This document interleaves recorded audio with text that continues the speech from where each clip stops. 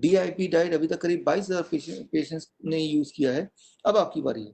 3 दिन के अंदर आप अचीव कर सकते हैं ये गोल, मेडिसिन छोड़ने के बाद भी, राइट। तो DIP डाइट क्या है, मैं अगले 1 मिनट में बताने जा रहा हूँ। DIP डाइट में क्या है, पहला स्टेप, 12 बजे तक जो भी आप खाएंगे वो सिर्फ फल होगा।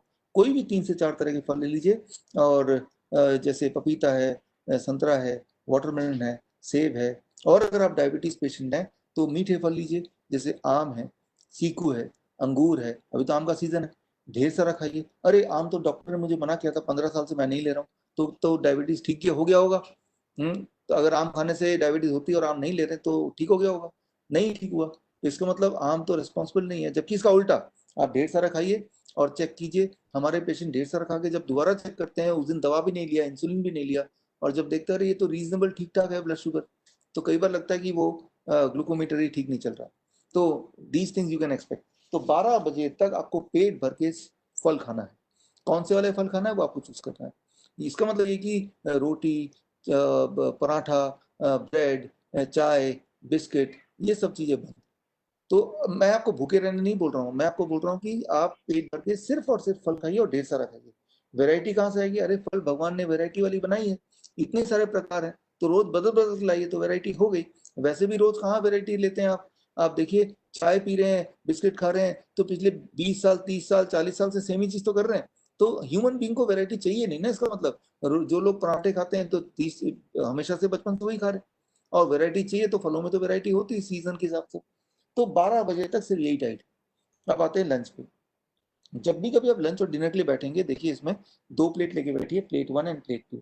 ये जो प्लेट 2 है, ये आपका प्लेट आपकी जीभ के लिए है, टंग के लिए है। इसमें आप वो सब डाल दिए जो आप खाना चाहते हैं। आप क्या खाना चाहते हैं?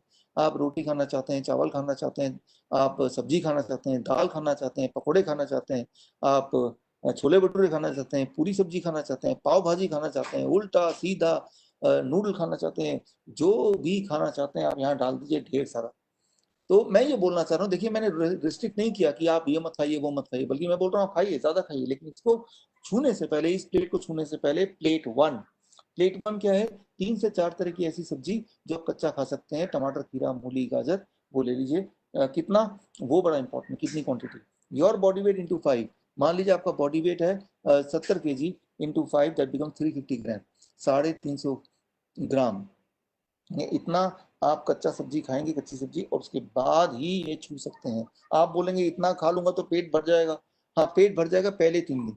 चौथे दिन क्या होगा? जितना खाएंगे प्लेट 1, उतनी आपकी भूख बढ़ेगी, और जितनी आपकी भूख बढ़ेगी उतना प्लेट 2 खाएंगे। अगर नॉर्मली आप लंच में 4 रोटी लेते हैं, अभी आप देखेंगे ये खाने के बाद 4 रोटी अब भी खाएंगे आप, क्योंकि आपकी मेटाबॉलिज्म रेट बढ़ चुकी होगी, आपकी भूख बढ़ चुकी होगी।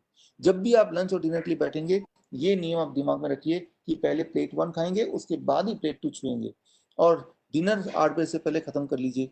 अब आखिरी स्टेप, दो चीजों को छोड़िए। एक तो पैक्ड फूड, जो चीज फैक्ट्री से आती हो उसे स्टॉप कर दीजिए। फैक्ट्री से बिस्किट आता है, ब्रेड आता है, पैक्ड फूड आता है। और दूसरी चीज, जो चीजें जानवरों से आती हो, अंडा है, चिकन है, मीट है, डेयरी प्रोडक्ट है, दूध, दही, लस्सी, मक्खन, घी, पनीर, छाछ, छोड़िए इसको। क्यों छोड़िए? कभी और आएंगे इस बारे में, लेकिन ये दोनों चीज छोड़ दीजिए। बदले में क्या लीजिए? सोक्ड नट्स, पीनट्स हैं, आलमंड, कैशू नट्स हैं, स्प्राउट्स हैं। फ्रूट्स दिन भर भी खा सकते हैं ढेर सारा, 12 बजे के बाद भी एज स्नैक्स। दूध खाइए 40 मिनट, ये सबसे इंपॉर्टेंट है, जो कि फ्री की चीज पे ध्यान नहीं जाता है। तो 40 मिनट नहीं तो 30 मिनट, 30 मिनट नहीं तो 20 मिनट, 20 मिनट नहीं तो 15 मिनट, अच्छा 15 मिनट नहीं तो 10 मिनट तो बैठ ही जाइए ना। अभी अभी तो 10 मिनट बैठेंगे तब भी काम चल जाएगा, but little bit of sunlight is very important. अगर आपने ये तीनों स्टेप कल किए, तो मैं आपको वार्निंग एक देना चाहता हूँ कि अगर आप डायबिटीज और ब्लड प्रेशर की और कोलेस्ट्रॉल की 2 गोलियों पे हैं, तो ये तीनों गोलियों को अगर आपको ड्रॉप करना पड़ेगा। ड्रॉप क्यों करना पड़ेगा? अगर दवाई भी लेंगे और ये भी लेंगे तो लो ब्लड प्रेशर आ जाएगा, लो ब्लड शुगर आ जाएगा, कोलेस्ट्रॉल भी नीचे की तरफ आएगा, जो कि बहुत खतरनाक बात है। और अगर कहीं इंसुलिन पेशेंट आप हैं, तो जब आप ये डाइट शुरू करेंगे, रूल ऑफ थम, आपको अपना इंसुलिन को अबाउट 50% रिड्यूस करना पड़ेगा। मान लो पूरे दिन में आप 100 यूनिट इंसुलिन लेते हैं, तो आप इस डाइट प्लस 50 यूनिट इंसुलिन, ये एक रूल ऑफ थम। उसके बाद आपको एडजस्ट करना है कि ये डाइट कितना प्रभावशाली तरीके से काम कर रहा है। हो सकता है कि 50% ना घटा के 60% घटाना पड़े, या 45% घटाना पड़े, वो एडजस्टमेंट थोड़ा बहुत करना पड़ेगा। और तीसरे दिन तक एडजस्ट हो जाएगा, और आप देखेंगे, मैंने देखा लगभग लगभग लोगों की दवाइयाँ थर्ड दिन तक, थर्ड डे से 7 डे तक, और जो इंसुलिन है 50% तक रिड्यूस हो जाता है। अच्छा, क्या उम्मीद कर सकते हैं इस डाइट से? जो उम्मीद कर सकते हैं वो एक पेज में मैं दे रहा हूँ कि डायबिटीज के patients within 72 hours for most of them they can expect कि ब्लड शुगर नॉर्मल पे आ गया है, and that too without medicine. Medicine छोड़ने के बाद, मेडिसिन के साथ जितना ब्लड शुगर रहता था उतना मेडिसिन के बिना, राइट। और 7 दिन के अंदर अंदर ब्लड प्रेशर, कोलेस्ट्रॉल और इंटेस्टाइनल डिसऑर्डर, स्टमक से जुड़ी हुई, जैसे मान लो कॉन्स्टिपेशन है किसी को, या स्टमक कोई इन्फेक्शियस प्रॉब्लम है किसी को, तो वो सारी चीजें 7 दिन में लगभग रिजॉल्व होती है, लगभग, for most of the people. एक महीने के अंदर ओबेसिटी, मैंने देखा कि जो हाईली ओबीज लोग हैं उनका सबसे ज्यादा वेट घटता है, क्योंकि ज्यादा वेट है। 10% पहले महीने में, दूसरे महीने में 5% वेट, फिर तीसरे महीने में भी 5% वेट, राइट। और हार्ट डिजीज में जिनमें एंजाइना है, तो 1 महीने लगातार करेंगे तो आप हैरान होंगे, जो सीढ़ी चढ़ते वक्त जो दर्द हो रहा था, तो अब सीढ़ी चढ़ेंगे दर्द नहीं हो रहा, मतलब एंजाइना कम हो गया, मतलब कि कोई ब्लॉकेज था वो कम हो गया या खत्म हो गया। तो यही डायग्नोसिस है। थायराइड की अगर आप पेशेंट हैं तो आपको हर महीने थायराइड चेक करना पड़ेगा, और जैसे जैसे थायराइड नॉर्मलाइज होता जाएगा वैसे वैसे थायराइड की गोली को रिड्यूस करना होगा। 2 से 3 महीने में अधिकतर लोगों को थायराइड की गोली छोड़नी पड़ती है, नहीं तो हाइपोथायराइड हाइपरथायराइड में कन्वर्ट हो जाता है। मैं ये नहीं बोल रहा हूँ छोड़ना चाहिए, मैं बोल रहा हूँ छोड़ना मजबूरी हो जाती है, अगर नहीं छोड़ेंगे तो हाइपोथायराइड विल बिकम हाइपरथायराइड। 6 महीने लगते हैं कैंसर, अस्थमा, आर्थराइटिस के पेशेंट को। 8 महीने लगते हैं स्किन डिजीज में, किडनी डिस्फंक्शन में, जो डायलिसिस के पेशेंट हैं डायलिसिस फ्री होने में, लिवर डिसऑर्डर में। तो ये टाइमलाइन है, ये रफ टाइमलाइन कुछ लोगों के लिए थोड़ा कम हो सकता है, कुछ लोगों के लिए ज्यादा हो सकता है, लेकिन हर एक इंसान को फायदा होगा, ये मैं पक्का बता रहा हूँ। हर इंसान को फायदा होगा, सिर्फ उसी को फायदा नहीं होगा जो ये करेगा नहीं। तो 2 तरह से हम बीमार पड़ते हैं, एक तो इन्फेक्शियस डिजीज, वायरस से, बैक्टीरिया से, तो उसके लिए मैंने आपको बता दिया 3 स्टेप फ्लू डाइट। और दूसरा है लाइफस्टाइल डिजीज, जैसे डायबिटीज है, हाइपरटेंशन है, उसके लिए मैंने बता दिया DIP डाइट। ये जो DIP डाइट है, ये DIP डाइट आपको जीवन भर करना है। कई लोग पूछते हैं कितने दिन तक करें? जितने दिन तक आप हेल्दी रहना चाहते हैं उतने दिन तक कीजिए। मान लीजिए आप नहाते हैं तो एक ही दिन के लिए आप साफ होंगे, जिंदगी भर अगर साफ रहना चाहते हैं तो रोज ही नहाना पड़ता है। तो similarly this is the diet which you can take for rest of the life, and आप ना केवल क्योर करेंगे बल्कि दोबारा ये बीमारी ना हो, ये तरह की बीमारियां ना हो, उसको भी ये प्रिवेंट करता है। तो आप को अगर भरोसा नहीं हो रहा तो 3 दिन करके देखिए। 3 दिन में अगर आपका blood sugar, blood pressure, cholesterol उनमें फर्क पड़ता है और ड्रास्टिकली फर्क पड़ता है, तो आपका भरोसा बढ़ता जाएगा। और इम्पोर्टेंट ये नहीं कि आंकड़ों में फर्क पड़ता है, इम्पोर्टेंट ये है कि क्या मैं ज्यादा एनर्जेटिक फील कर रहा हूँ, 3 महीने लेने के बाद क्या मेरी घुटने की दर्द अब कम हो गया या चला गया है, 1 महीने लेने के बाद क्या मेरा एंजाइना खत्म हो गया है। तो मतलब सिम्टोमेटिकली इंप्रूवमेंट पे मैं ध्यान देता हूँ हमेशा, आंकड़ों पे नहीं ध्यान देना है, राइट। आंकड़ों पे ध्यान इसलिए देना है क्योंकि आंकड़ों के हिसाब से आप मेडिसिन को टेपर डाउन करेंगे। आफ्टर ऑल मेडिसिन की लत लग चुकी है आपके बॉडी को, इसलिए आंकड़ों पे थोड़ा थोड़ा ध्यान देना पड़ता है। बट मेन हमारा गोल जो है वो सिर्फ एक ही है, वो ये है कि am I feeling more healthy, am I feeling more energetic, and that becomes the major thing. तो अब आपके पास 2 औजार हैं, 2 हथियार हैं, एक लाइफस्टाइल इलनेस से लड़ने के लिए और जीतने के लिए, और दूसरा 3 step flu diet infectious disease से लड़ने और जीतने के लिए। और इसी के साथ मेरा समय अब समाप्त होता है। आपने इतना मुझे सुना और मुझे मौका दिया, इसके लिए धन्यवाद। अब आते हैं ब्लड शुगर, ब्लड प्रेशर की बात करते हैं। अगला 5 मिनट और लूंगा मैं।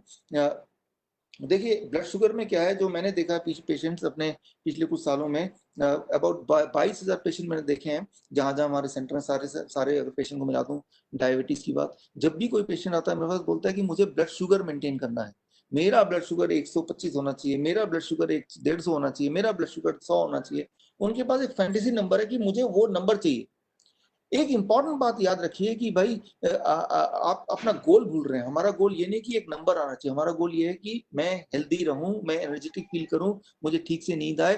That should be our goal, rather than the goal is कि मुझे कि मेरा एक पर्टिकुलर नंबर आना चाहिए। उस नंबर को अचीव करने के लिए क्या करते हैं, आप दवा लेते हैं या इंसुलिन लेते हैं और बार बार उस नंबर को मैच करने की कोशिश करते हैं, and that more often leads to hypoglycaemic stage. और मैंने बच्चों में देखा है कि हाइपोग्लाइसीमिया से मेडिकल इमरजेंसी, कोमा, डेथ, ये ज्यादा कॉमन है, जितना कॉमन आपको लगता है उससे ज्यादा कॉमन।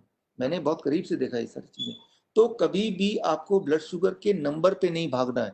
तो फिर भी नंबर एक रेफरेंस पॉइंट अगर रखना ही है तो एक नंबर अभी याद कर लीजिए, ये नंबर हर जगह काम आएगा। वो नंबर है 250, 250 mg/dL।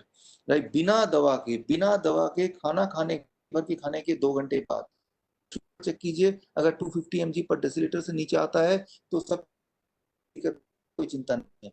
ये 250 का नंबर मेरे सपने में नहीं आया था। 6 मार्च 2018 में डायबिटीज की गाइडलाइन बदल गई थी, इसे कहते हैं एसीपी गाइडलाइन, और उस गाइडलाइन में ये कि बिना दवा के अगर ये रेफरेंस पॉइंट है तो it is considered to be normal.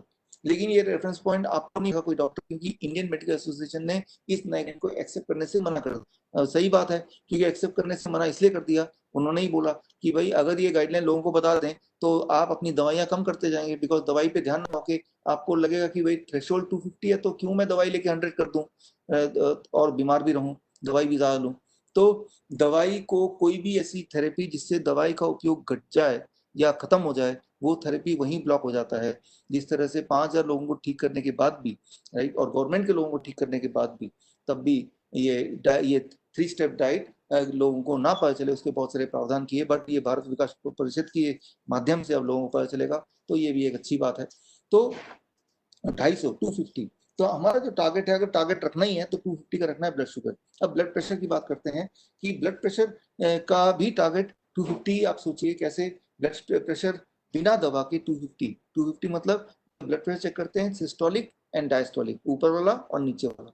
मान लो ऊपर वाला आता है 150, नीचे वाला आता है 100, दोनों को प्लस कर लीजिए तो आ जाएगा 250, राइट। तो ऊपर और नीचे दोनों को प्लस करने के बाद अगर 250 नीचे कोई नंबर आता है तो मतलब ब्लड प्रेशर भी ठीक है, बिना दवा के अगर ऐसा आता है। कोलेस्ट्रॉल, देखिए कोलेस्ट्रॉल में एलडीएल है, एचडीएल है, ट्राइग्लिसराइड है, हजारों चीजें। एक ही नंबर याद रखिए, टोटल कोलेस्ट्रॉल। टोटल कोलेस्ट्रॉल अगर 250 से नीचे आता है तो यानी कि कोलेस्ट्रॉल ठीक है बिना दवा के। तो अब ये सारी चीज हम अचीव कैसे करें, 250 से नीचे blood pressure, blood sugar, blood cholesterol, but without medicine. उसके लिए क्या करना है, यूज करना है DIP डाइट।